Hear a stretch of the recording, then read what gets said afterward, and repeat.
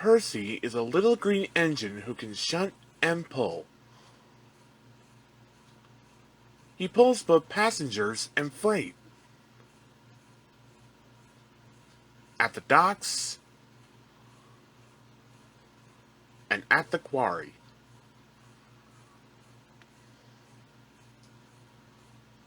Percy's favorite job is carrying the mail. But sometimes Percy has so much to do, he ends up running late.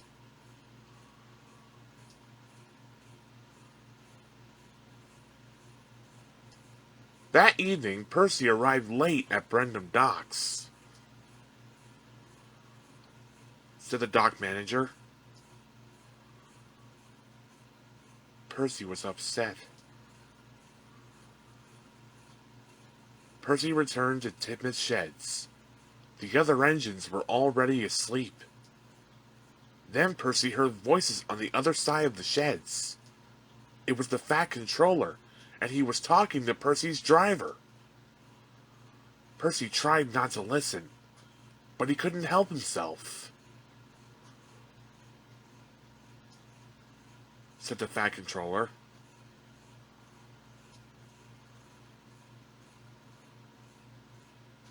Gasped Percy. Percy worried all night long. The next morning, the sun shone and the birds sang, but Percy was too upset to notice. He cried.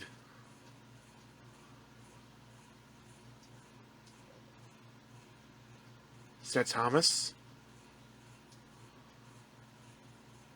Percy felt better, until he noticed the time. He cried. Percy wheeshed away. If he was on time, maybe the Fat Controller wouldn't send him to the scrapyards.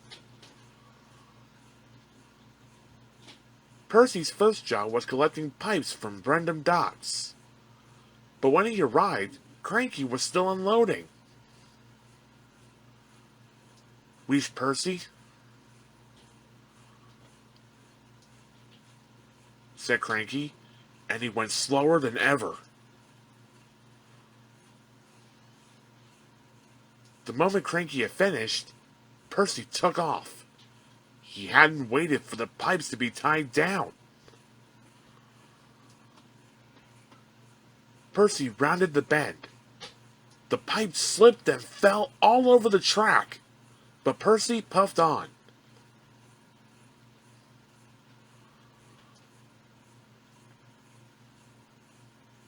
Percy thought he had delivered the pipes, so he chuffed away to his next job.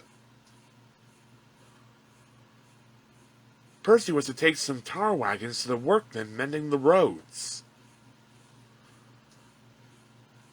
Said his driver. But Percy wasn't being careful. He was going too fast. Percy charged down Gordon's Hill. He didn't see Gordon and the express until it was too late. The brake van passed Gordon, but the tar wagons didn't.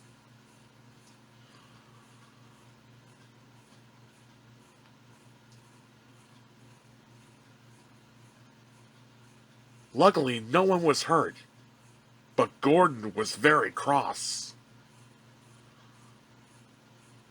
He wheeshed. Percy thought he knew. He cried. And so, Percy decided to run away.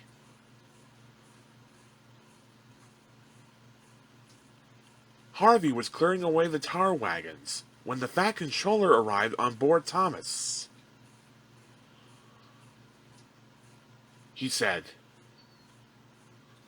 Gordon didn't know.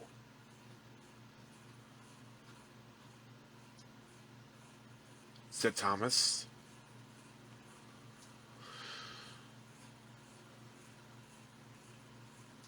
Said the Fat Controller. And so everyone looked for Percy.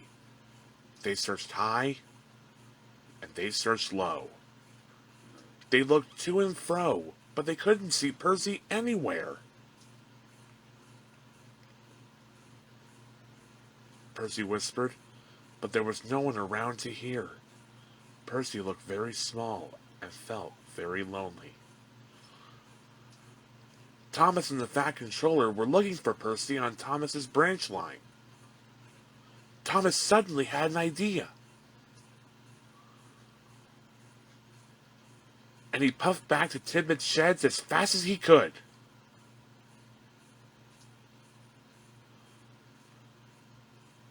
The sheds were very quiet as Thomas rolled into the engine berths. Called the Fat Controller. He said. Boomed the Fat Controller. And the Fat Controller told Percy what he had really said.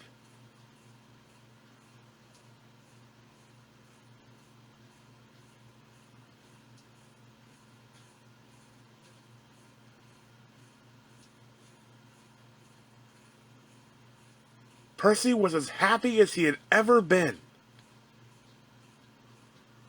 Puffed Percy proudly. Percy couldn't stop himself tooting for joy. Thomas tooted too.